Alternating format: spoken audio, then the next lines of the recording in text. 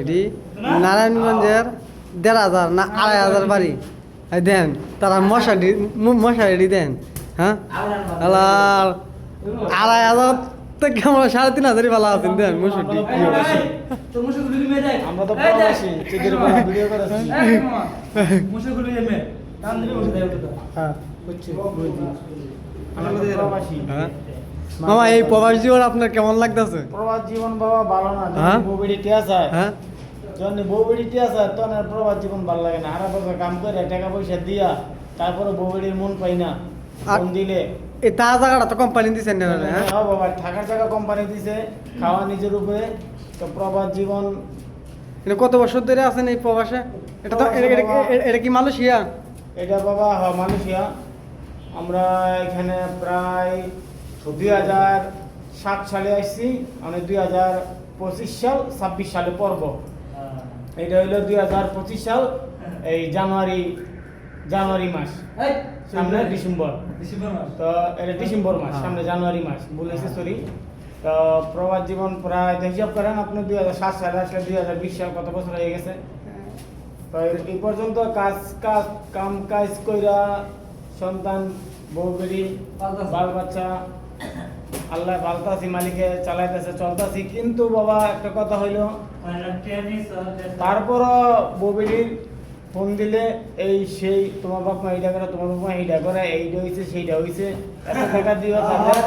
মন জোগাইতে পারলাম না মামা বাড়ির যাইতে আপনার ইচ্ছা করে না বাড়ি যেতে বাবা ইচ্ছা করে কিন্তু বাড়ির যাম কিভাবে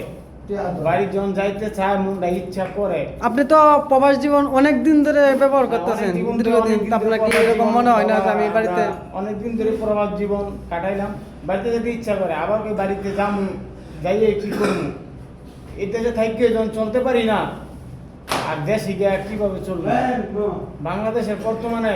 যে পক্ষাপাটা যে পরিস্থিতি জি মানে খুবই ভয়াবহ জি দেশে গিয়ে যে একটা কাজ করে কিংবা একটা কিছু করে ব্যবসা বাণিজ্য করে খামু যেভাবে বলতেছি দেশের চাঁদার জন্য মামা আজকে যে উসমান হাদির সমাধি হয়েছে যে কাজী নজরুল ইসলাম ওসমান হাদিকে আমি মনে করি যে তার যেখানে সম্মানীয় ব্যক্তি যেখানে তাকে সম্মান করার দরকার কাজী নজরুল ইসলামের সমাধির পাশে তাকে